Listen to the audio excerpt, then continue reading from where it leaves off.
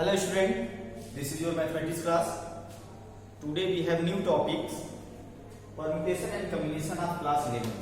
Very interesting topic students. Student ये जो mathematics है ये थोड़ी डिफरेंट है. अभी तक जो आप मैथमेटिक्स पढ़ के आए हैं क्लास 11 में कुछ चैप्टर पिछले चैप्टर हमने जो पढ़े बहुत ही अच्छे चैप्टर्स थे. ये मैथमेटिक्स थोड़ी डिफरेंट है, इसे थोड़ा ध्यान से आपको समझना होगा. बाकी बहुत ही कुछ भी करना नहीं है, बस समझना है. अगर आप कॉन्सेप्ट को क्लियर समझ लेते हैं तो बाकी कुछ टेंशन आपको नहीं है. चलिए एक छोटा सा एग्जांपल हम आपको देते हैं जो आप पहले से ही जानते हैं. जैसे एक लॉकर है हमारे पास स्टूडेंट, उस लॉकर में डिजिट्स दी जाती है. लॉकर को लॉक करने के लिए ना 0 to 9 डिजिट दी जाती है. जैसे आप देखते हैं ये कोई लॉकर है, ये लॉकर का कोड इस तरीके से दिया था 1 2 3 4 5 6 7 8 9 0. देखिए इस तरीके से लॉकर को कोड दिए जाते हैं. तो हम लोग क्या करते हैं, घुमा के अपना कोड हम लोग तय कर लेते हैं. ये 1 है, फिर 2, फिर 9, इस तरीके से कोड हम लोग डाल देते हैं. तो वहां पे देखते हैं कि हम लोग उसी कोड को रिपीट तो नहीं कर पाते, लेकिन हम लोग 4 कोड लॉकर में डाल देते हैं. अब जैसे देखिए मान लीजिए वो भूल गए और लेकिन हमें इसका पहला कोड पता है कि पहला कोड इसका 8 है, ठीक है. अब उसके बाद अदरवाइज 3 हम लोग भूल जाते हैं कि कौन सा वो 3 है. तो हम लोग चूंकि वो रिपीट तो हो नहीं सकता, लॉकर में कोड रिपीट डालते हो तो हो नहीं सकता. इसका मतलब हम लोग चेक करेंगे. एक बार 7 को पहले रखेंगे, फिर इसके बाद ये सबको चेक करेंगे, फिर 5 को रखेंगे, इन सबको चेक करेंगे, एक बार 6 को रखेंगे. हमारे पास मतलब 8 को छोड़ के बाकी 9 डिजिट है. बार बार रख के चेक करने के लिए 21 लॉकर का कोड है. तो ये बहुत ही लंबा प्रोसेस हो जाएगा हमारे आपके लिए. तो इस प्रोसेस को सिंपली ढंग से समझने के लिए जो मैथमेटिकल एक ऑप्शन आया हमारे पास, एक मेथड आया जिसे हमें पढ़ना है, वो क्या, फंडामेंटल प्रिंसिपल ऑफ काउंटिंग. क्या students, fundamental principle of counting. ध्यान समझिए मेरी बात. अब ये फंडामेंटल प्रिंसिपल ऑफ काउंटिंग कहता क्या है, अब समझिए इस बात को. If an event can occurs in an different ways, कोई इवेंट उसे एन डिफरेंट वे में अकर कर सकते हैं. Following which another event can occur in an different way, उसे फॉलो करते हुए एक दूसरा इवेंट है जो उसे एन डिफरेंट वे में अकर करता है. Then the total number of occurrence of the event in the given order in n cross n. देखिए जो टोटल नंबर ऑफ ऑर्डर होगा वो क्या होगा, एन क्रॉस एन होगा. ध्यान रखिए. अब हमारे पास कितनी वेव है इसे फाइंड आउट करने के लिए 9 डिजिट है. 9 डिजिट में 3 डिजिट का नंबर लेना है. इसमें ध्यान देखिए टोटल हमारे पास क्या है, 9 डिजिट है, तो 9 भी हो सकता है फाइंड आउट करने का. अब उसमें ये ध्यान देना है कि एक तो 8 है, एक 3 हमारे पास बचे हुए हैं. तो कितने तरीके से हम लोग इसे चेक कर सकते हैं कौन सा कोड होगा. अब हमारे पास 9 डिजिट्स बचे हुए हैं, तो मान लीजिए 9 में से एक इस्तेमाल कर लीजिए इसमें से. अब हमारे पास कितना बचा, 8 डिजिट बचा, तो 1 इस्तेमाल कर लेंगे. अब इसमें हमारे पास 7 डिजिट, तो 7 टाइम्स हम इसमें रख सकते हैं. इसमें पहले वाले में 9 टाइम्स रख सकते हैं, 9 में से कोई भी एक ले सकते हैं. इसमें 8 डिजिट बचता है तो 8 टाइम्स ले सकते हैं.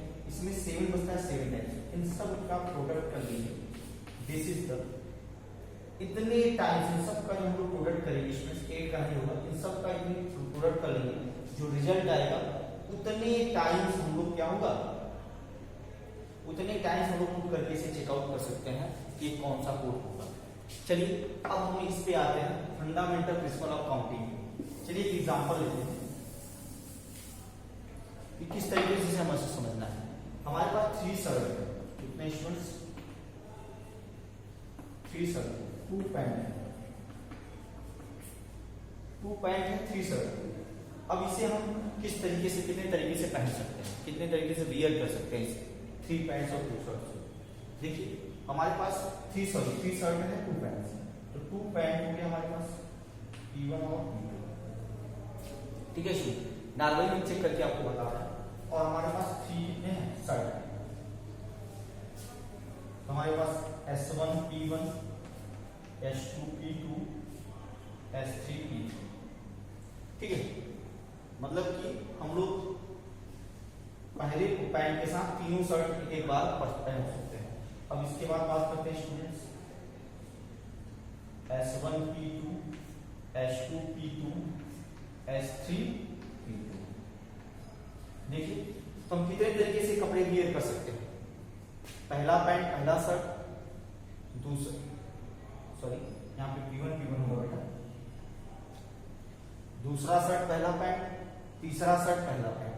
मतलब हम लोग शर्ट को चेंज करके पहले पैंट के साथ पहन सकते हैं, फिर इसके बाद दूसरे पैंट के साथ भी शर्ट को चेंज करके पहन सकते हैं। तो हमारे पास टोटल कितने होंगे, 6 टाइप से हम लोग इसे वियर कर सकते हैं। कितने टाइप से, 6 टाइप से हम लोग वियर कर सकते हैं। तो इसे 6 टाइप के हम लोग पहन सकते हैं। लेकिन हमारे पास क्या था, 3 शर्ट्स था। यम if can event occurs in and different way, कितने डिफरेंट वे में, 3 शर्ट। देख लीजिए ध्यान से students. And following which another event can occur in and different वे, इससे फॉलो करते हुए अनदर इवेंट है जो कितना है, 2 पैंट्स है, अनदर इवेंट्स है जो कि एंड डिफरेंट वे में फॉलो होगा। Then the total number of, total में किस तरीके से इसे वियर कर सकते हैं स्टूडेंट्स, तो टोटल कितना हो जाएगा, यम क्रॉस एन, इसमें 3 क्रॉस 2, इसमें 6। क्लियर है, बहुत ही सिंपल है। इसे बोलते हैं फंडामेंटल प्रिंसिपल ऑफ काउंटिंग। बहुत ही आसान है। तो अगर इस तरीके के इवेंट्स हमें दिए जाएंगे जिसे हम लोग बहुत ही आसानी ढंग से और बहुत ही समझदारी ढंग से कर लेंगे। देखिए एक दो एग्जांपल कंसीडर करते हैं स्टूडेंट्स, आपकी ही बुक से लेते हैं। चलिए नॉर्मल से एक एग्जांपल लेते हैं। हमारे पास देखिए स्टूडेंट्स 1 2 3 4 एंड 5, 1 2 3 4 5। अब इसमें एक समझने वाली बात है, इसमें 5 डिजिट्स दिए जाए, इसमें आपको 2 डिजिट का नंबर बनाना है। 2 डिजिट का नंबर हम जानते हैं, जैसे कि 12 13 14 10। 2 डिजिट के नंबर्स बनाने हैं इन्हीं 5 डिजिट्स का यूज करके, इन्हीं 5 डिजिट्स का यूज करके 2 डिजिट नंबर बनाना है। तो आप कितने टाइप्स से कितने नंबर्स बन सकते हैं अगर उनके डिजिट्स रिपीट ना हो। कंडीशन क्या है, digits can not be repeat, digit can not be repeat. अगर डिजिट रिपीट नहीं होते हैं तो कितने टाइप्स के नंबर्स बनाए जा सकते हैं इस 5 डिजिट्स का यूज करके। अगर ध्यान देखिए 2 डिजिट का नंबर बनाना है तो हम लोग क्या कर सकते हैं, 5। पहला जो हमारा फर्स्ट यूनिट डिजिट है वो 5 की होगा। ठीक है, चूंकि इसमें 5 ऑप्शन होंगे हमें रखने के लिए, 1 2 3 4 5 में से कोई भी 5 रख सकते हैं। अब इसके बाद मल्टीप्लाई, जो 10 डिजिट होगा उसे क्या रख सकते हैं। अब एक डिजिट यहाँ यूज कर लेंगे तो हमारे पास 4 डिजिट बचेगा। अब ये डिजिट नहीं है, 5 टाइम्स है। 5 टाइम्स के नंबर 1 2 3 4 5 टाइम्स के नंबर में से कोई भी एक हो सकता है इसमें ना। तो यहाँ पे हम लोग 5 रखें।